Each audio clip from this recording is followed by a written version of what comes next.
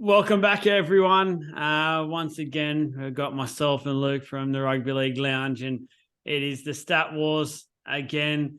No movement at the top of the leaderboard. Luke's still out in front by, I think, 4, so it wasn't able to make up any ground, unfortunately, myself, but we're getting there. It's a slow grind, and we're just waiting to run towards September, so look out for that one. But Luke, good to have you back again. Having a bit of a chat about things. I was going to ask you how your weekend was watching the footy, but we both have admitted off the camera that we didn't actually watch too many games this weekend. We were quite busy. A few things going on, but managed to keep track of the stats, all that sort of jazz to stay on top of our side of things. But look, straight into it. First game, the Penrith Panthers versus the Parramatta Eels. And I know you've got this as the grand final redemption. Yeah, well, ultimately, I've looked at the halves combination here. When it becomes a lot of the times, a good majority, when you've got the best teams in the competition, it is the halves battle that is important. Now, obviously, Parramatta 0-3, but like you just outlined, it is grand final redemption. So obviously, these two guys, these two teams, I'll just say, paired up last year. And obviously, the Penrith Panthers got the Chockies. Now, it was a full team effort, but big factors in that were LOI and Cleary. Now they've started the season okay, a questionable first game, and then obviously in the trials as well, they picked up a bit of form against the Rabbitohs. But if we look at the Parramatta side and we look at especially Mitchell Moses, bit under the pump. And when your halves are not firing on all cylinders, it's going to affect your team. Now, I'm just wondering, Parramatta in the regular season have had a decent record against Penrith in recent years. And it is tough to try to find your first win of the season. You're coming up against a Panthers side that not only are obviously, the team that beat you last year, but they're coming fresh off a bye. And if anyone needs a bye, the Parramatta need a bye. But there was a part of me that was thinking, right, Parramatta, I think this might be the better game. It's just going to catch everyone off guard. More and more I thought about it. I can't look past Penrith being fresh. And I think, look, they've got Madison coming back. I just don't see it. I think it might not be a bad performance. I just don't think it's going to be enough. And I've got the half super coach battle. I think Nathan Cleary ultimately is going to be a huge swing factor here. He's going to be one and clocking up the points. Look, I think out of all the halves, you probably will see LOI not scoring the best. But I think both teams are going to play well. But I just see both teams getting up, and ultimately I see a LOI game. I see one of those games where he's been under fire, and I think he will get a couple try assists as well. I'm interested to know your thoughts, obviously, being a Power fan and just how they're going in general as well. But I'm leaning the Penrith Panthers for both stats and just a win in general here. To be honest with you, mate, as a fan, I'm pretty disappointed so far in the efforts from the team. And I just think defensively we haven't been there. It's been pretty dog poor. It's just been 3 games now. We could have easily won all 3. We've got a halfback there that's demanding stuff from the club and wanting all these dollars and cents and things like that. But for mine, if we had a proper halfback step up in those 3 games, I think we won all 3. So when you put those two together, defense and some poor organisation at the moment, I think there's no wonder we haven't won a game yet, which is a bit of a frustration for the fans, especially because we've lived through this nightmare in the past after grand final appearances, things like that, or good seasons. The next season seems to not go where the sort of fans want it to go. And I think the players are, for a majority of them, are trying, but I just think there's too many costly errors and silly mistakes for first grade players shouldn't be doing. And they just keep getting rewarded and getting picked each week. And you're not going to win footy games when there's no sort of accountability there. And it feels like everyone's just a walk up start week in, week out. Now, Madison starting on the edge, hopefully that starts to change the game a little bit. And once we got Lane back, it's pretty much full strength. We don't have that many out. I know a lot of people say we've got players out, but the people that are out are just going to are out for good. They've left to another club, so we've got to move on from that. So I'm with you for this one. I'll keep it short and sharp for the. I think you got the Super Coach points for the halves combined. I'll go the Penrith Panthers. I think Cleary will probably have a field day, unfortunately, especially with our defence as it is, and people like Simonson can't even catch a cold at the moment. So he'll probably bomb him all night, and he'll probably give him results. Yeah, no, I think that's actually pretty interesting when you look at it like that. Yeah, and Wonga Blake, obviously in the centre, but God, he had a shock of a time last time. Yeah, that's a very good point there, mate. Yeah. Now, second game, it's funnily enough, we've got both our teams starting the first 2 games this week. So we're done nice and early. Hopefully we're in good moods after this. We could have a horrible weekend depending on how these go. But the Storm definitely have a big in. Munster's back. So I know Hughes has now been suspended for the 2 weeks. And I don't know what was happening with the match review last night, but they weren't in a good mood. I think everyone was getting done. So that's a different story. We'll try not to get into that too much, but I've got the front row tug of war the battle of the 8 and 10. So for the Storm, that's Tui, Kamakamika and Christian Welch. And then for the Tigers, Uda Kamano and David Clemmer as well. So I feel like on paper, especially, that's a pretty good contest. I feel like a lot of people are sort of saying the Storm still pretty under strength and things like that. Like when I'm looking on paper, it's still a decent Storm side. It's nothing what we're used to for them, and you'd probably say that yourself. But I don't think like Tigers, the way they've been playing, I don't think this is a game where Storm are overly concerned, especially after what Bellamy's been saying. If they can't get up for this one and put on a show at home, that's then the worry. That's the worry for the side moving forward. But I hope you also, Luke, that this can be done. It's a Storm victory, and I've gone which pairing for the prop forwards will have the most runs and run meters combined. So I think on just a bounce back factor, because I think the Storm pairing, I know it was hot on the Gold Coast, but were a bit disappointing last week in terms of their numbers and things like that. I think they'll look to bounce back. Now that I got rid of Welch from his Super Coach team, he'll probably have a blinder, so he'll step up. So I'll lock in the Storm just at home. Their pairing will step up here. How are you feeling with your team at the moment? Yeah, not good. I copy and paste your thoughts on the Eels, man.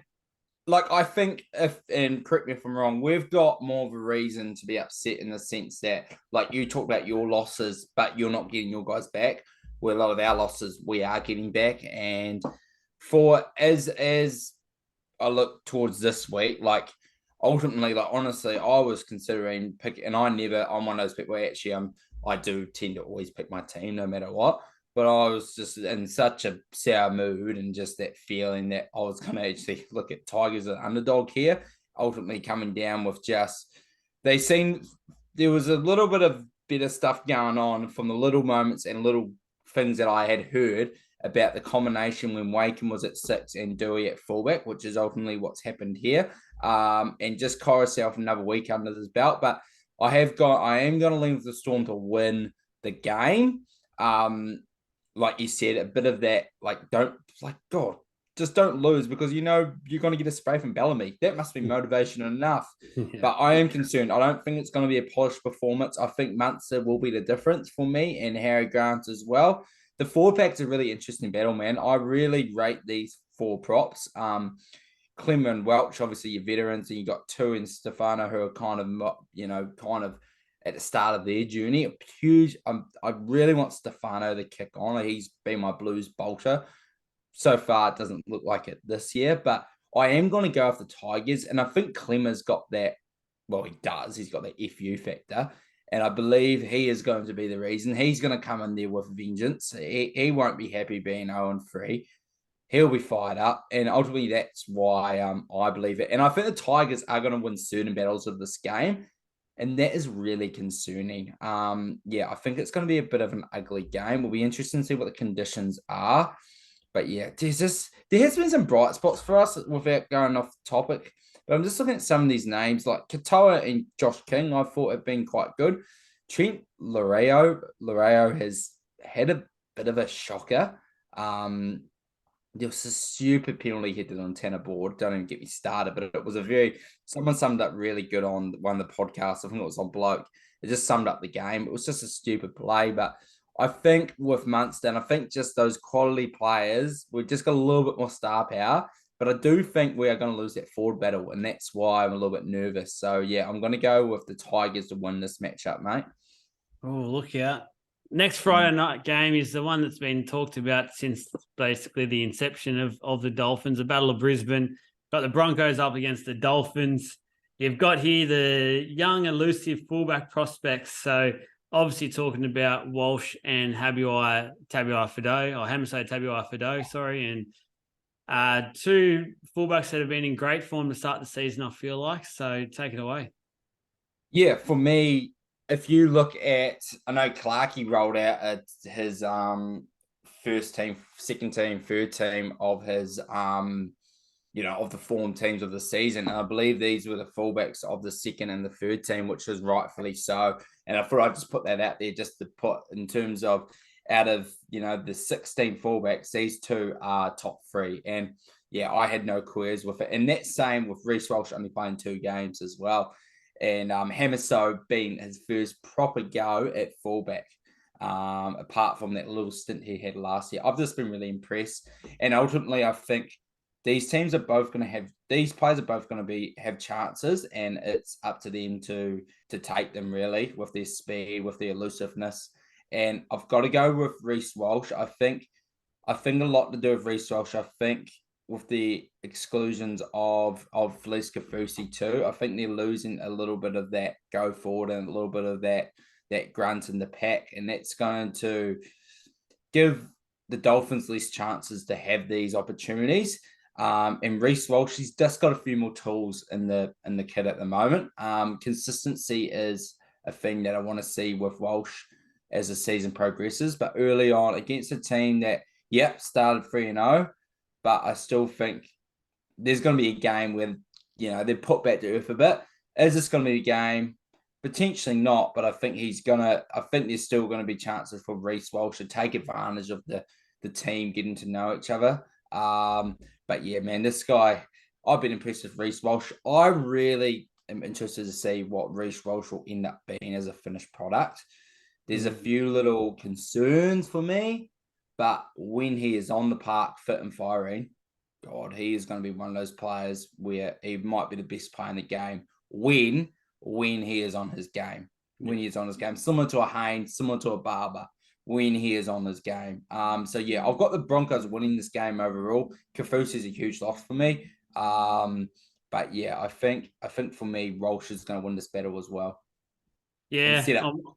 This is for most try involvements for the fullbacks too. Yeah, that's right. I'm with you. I'll go the Broncos I think they'll be way too classy for the Dolphins. The Kafusi loss is huge for mine and just makes the Dolphins look a lot less fearsome in a way. They're a lot weaker without that one name there and how he's been so far this year. Especially for the first local derby, it's going to be hard for the Dolphins to contain the Broncos outfit. And off that, I just reckon Reece Walsh will run amok. For mine, he'll clearly win this battle. Not because I think he's that far ahead in terms of player-wise. I just feel like the Broncos just be absolutely on one on Friday night. I'm pretty keen to watch this game, actually. I'm just good to have that derby started and just to say, I'm really just, it's a real shame that Kafusi didn't get off. I thought there wasn't much in it personally. I think I'm gutted about that. It's really put a damper on for me, actually. I didn't have the circle on the calendar just because I don't really look too far ahead. But with the both teams undefeated, but you got to admit the heart and soul has been Kafusi. Yeah. So I'm a bit. I feel like, as I said, I felt like he could have got off, and I don't think anyone would have said anything about it if he did get off. So, but yeah, no, that's a shame. So we've got only 2 Saturday games. So the Cowboys versus the Titans, a little bit later in Queensland. Maybe the weather played a factor in that. But so the Cowboys Titans, I've got the spine battle. For mine, the spines are pretty good spines when you look at it. So I mean, they are missing 1 or 2 players in them at the moment. Look at the Cowboys. Tom Chester debuted last week. He's still there at fullback. Played pretty well in a defeated side last week. Then you got Dearden, Townsend, and Reece Robson. So look, stock standard there. They got to a game before the grand final last year. The Titans, AJ Brimson, Foran, Tana Boyd, who has been a little bit quiet, I think, so far, but I guess he's doing a job. Just needs Foran to basically take control there. And Chris Randall. So Verrill's still not back, so that's a bit of a loss in terms of that.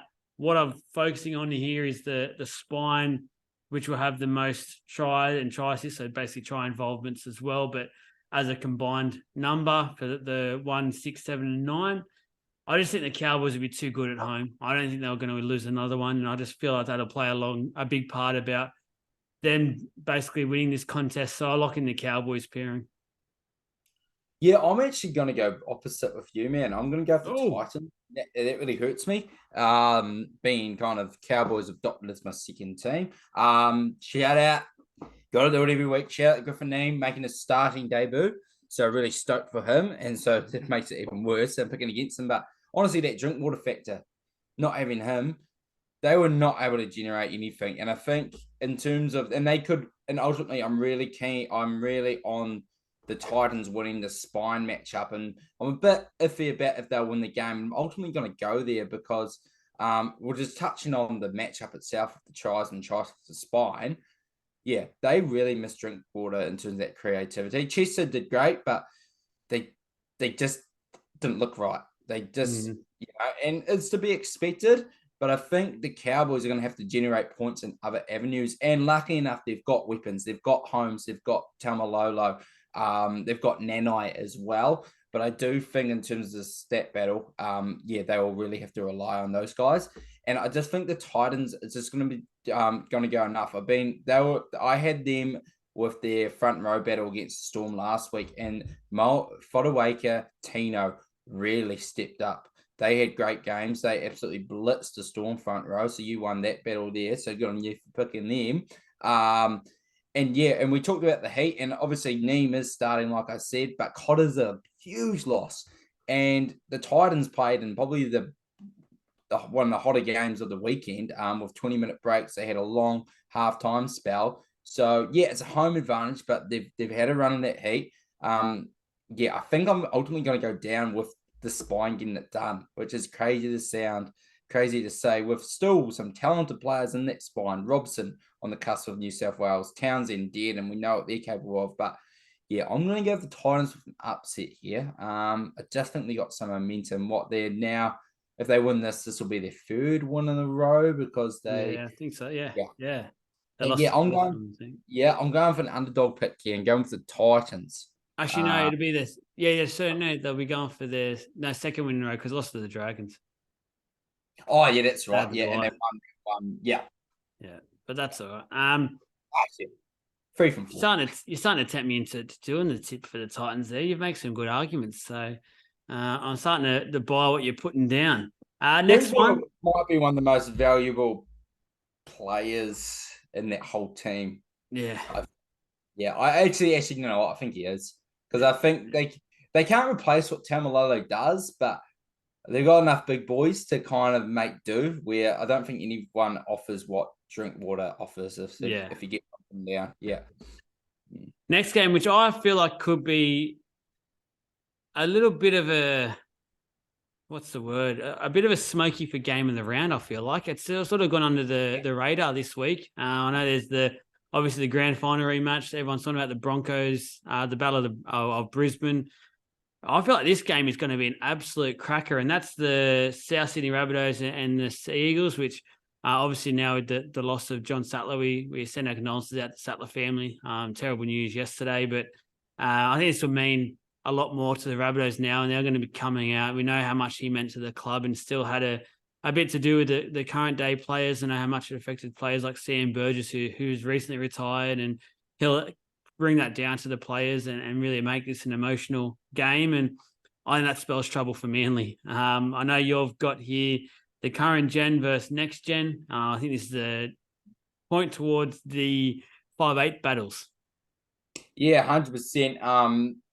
Schuster, arguably the best player in the park for his side the other night, and just Schuster's one. Like I am high on Schuster, but I think we talked about off-field stuff with some potential factors affecting Reece Walsh's performance, and Schuster definitely fits a bit of that bill. And just staying on the park in general, sounds like he had a good off season, and it was concerning that he missed the first couple of games with an injury, but he showed his talent the other night. Just that instinct of footy, just his ability to do little basic things and suck players in, suck experienced players in, do things where it just looks like he's sometimes looks like a veteran at times in terms of just like how to turn the player. Yeah, it just there was this one player in particular that really impressed me, just squaring up the defense.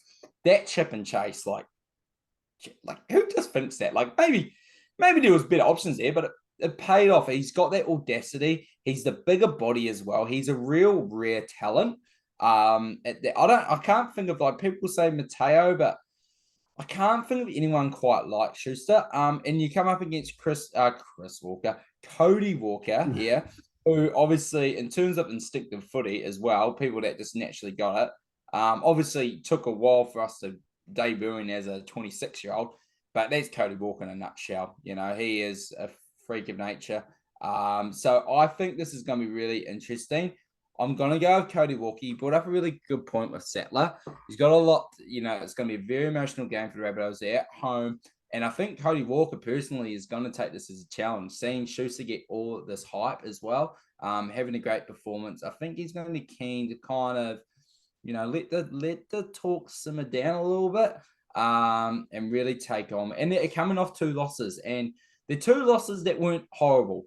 Like Panthers, Roosters, not bad losses, and the games reflected that. There was if 10 times, another 10, I'm butchering this saying, if you play that game 10 times, they do win a majority of them as well, I believe. So, look, I'm going to go with Cody Walker here, and the battle in particular is super coach points.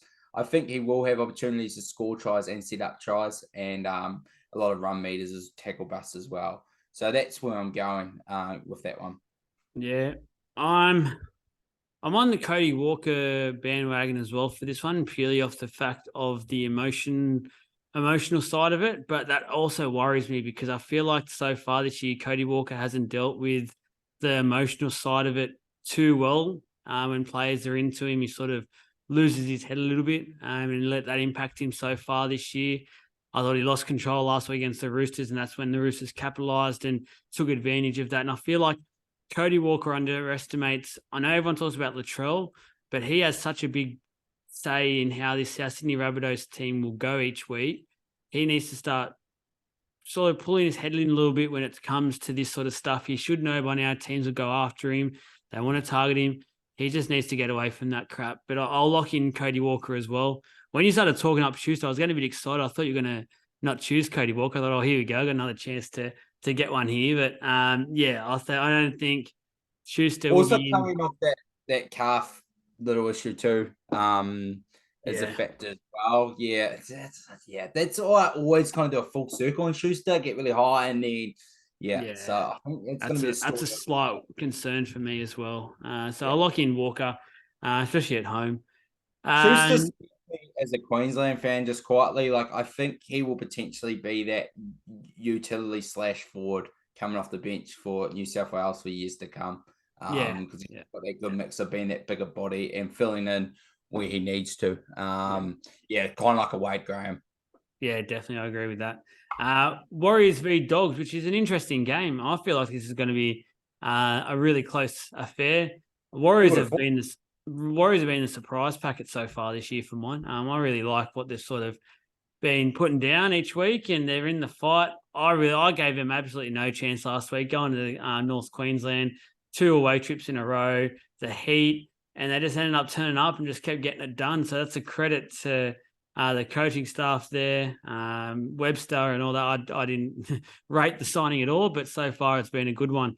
I've called it edgy because I want to talk about the edge forwards. And for mine, just bring it up now. For the Warriors, you've got a second row pairing of Jackson Ford, who's back from his concussion, and you got Marata Niokora.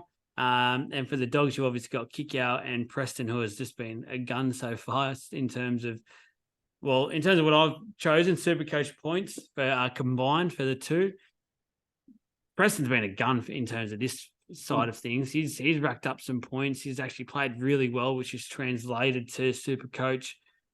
But in saying that, Warriors like Ford, I know he was off last week, but the week before and like the first 2 weeks, he's been pretty good in terms of Supercoach. Murata just does what Murata does. I think he might lose some minutes though. It's a tough one. I'm just trying to, in my head, I'm trying to imagine what kick out turns up. Is it going to be a kick out that is involved with the game, or is it going to be a kick out that goes over for a little holiday? So I think that's what this one comes down to. Kick out versus Niokora, who's going to get the best? Because I think we know they get a good 50, 60 out of the other two each time. So I'll lock in. I'll go the Warriors. I'll go them at home. I'll lock in the Warriors pairing. Yeah.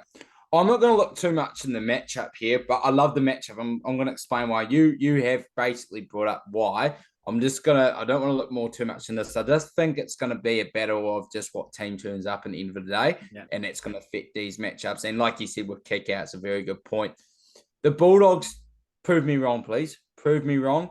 It's more to do with you guys not having the opportunity to prove me yet, but with what we've seen in the past, the culture, it's definitely on the rise. But you need to show me that you can go to the Warriors across the ditch and turn in similar performances. Also, you're not coming off good momentum in terms of what you dished up that last little display in that back end of the Tigers game. So I'm going to say you guys haven't shown me yet. The Warriors have shown me that they haven't got a fortress, don't get me wrong, but we know that they play better at home. And I think Ford being fresh, Nick, like I do really rate those back rows. Ford obviously piled up a few points when he has played as well. So I'm going to go to the Warriors, and it's ultimately because I do believe they're going to win the game. And I just don't know if that Bulldogs team is, their performance of play is going to translate when they kind of shifted to unknown territory. So it's going to be a big game. If the Bulldogs get the win, that's a big tick in the box for them, though, for sure. No, the Warriors aren't the best opposition, but in the day, that is, you're doing that long travel. They are they're 2 wins, 1 loss. Not many teams can say that. So, that'll be a big tick if the Bulldogs can do it. But I'm just leaning with the Warriors for this matchup. Yeah, no, I agree with you there. Second last game, Knights versus the Raiders. And I'll ask you the question that you've asked basically yourself up here is, can these teams create second phase footy? Yeah, well, I don't have stats to back this up, and I wish I had more time to. Now, you might come out and say, no, they're not doing too bad offloading. But for me, these two teams, point blank, do not get me excited at the moment. They're just a bit meh. And I think a lot of that comes down, they are missing X factors. They're missing guys that are basically stars, especially when you take out Ponga. The Raiders have star-like players in their forward pack, and Wyden's one of those players. Yeah, he's an origin player, but I just want this team. I just ultimately think these teams just go about their way. They just head up, process. Yeah, well, who's gonna take on the line a bit harder than one another. I just want to see if this is more just a challenge from me. Obviously, they'll be listening. They'll be checking the show each week. But I just want to see if we can see a bit more identity with these teams. Can we see Tapani shift create some play off the offloads? Can we see the likes of Starling come off the bench and create more of that? Can we see Lockie Miller be brought in by... I was actually quite impressed by the centres last week for Knights. But can we see the forwards do it for the Knights? I think the forwards have been a bit subpar. So I like just to see them kind of push the pace and utilize their awesome support players and Lockie Miller especially. So for me, it's just kind of a challenge. It's not. I actually really struggled with this matchup, and I'll just put that out there. So I think I just want to see, can either team take advantage of this game against one another where both teams aren't going great, and make a bit of a statement like, no, hang on, we're a bit better than you think. And I think that might be pushing the footy, that might be offloading. So for me, I've gone for the offloads here. Most offloads for each forward pack. I want to include the bench other than the utility as well. So I believe that's Crossland and Starling, because I think it was really key that they continue it as the game goes on as well. I think the Raiders will. I think Tapani and Papali'i will lead the charge there, and the likes of Whitehead too. But yeah, I just hope they can spice it up a bit. Make it exciting for us to watch, teams. Make it exciting for us to watch. I'll be short and sharp because so far this year, neither team has excited me, and I don't have much to say about either of them. I reckon the Raiders will come out and get the job done. It's probably the game I'm looking least forward to watching over the weekend. If I don't watch it, I don't mind. But yeah, I reckon the Raiders might do enough just to, in terms of offloads with some of the, like as you said, Papali'i, Tapane, Hudson Young, Whitehead. Just to name a few of at least the starting side. They all look really good starts. So why I probably did end up picking this too. I'm interested to see if Kurt Mann can do something too and just create a bit of shiftiness around there as well. I think he's one of those guys where you think of 13, obviously not a big body, but it's like, could he add another dimension? So this could be the game where he could. I remember he started the year last year quite well. It got me quite excited about the Knights. God, that was an interesting time where Clune and that were killing it, and Clifford. yeah. And then it all turned to custard. But yeah, can we get a return of that? Don't know if it's possible, but I'm an optimist. Last game in another local derby or derby, however people want to say it. There's been just some cracking games so far. I don't know what has happened with this draw, but so many good games each week. And that's the Dragons v the Sharks. I've gone half the battle, so a battle between the halves pairing for which one has the most kick meters. So just quickly, because there has been a couple of change here. So the Dragons have Sullivan still at 5'8", Ben Hunt as the half. Sharkies have Matt Moylan, and Nico Hines is back at halfback. So Trindle moves to the bench.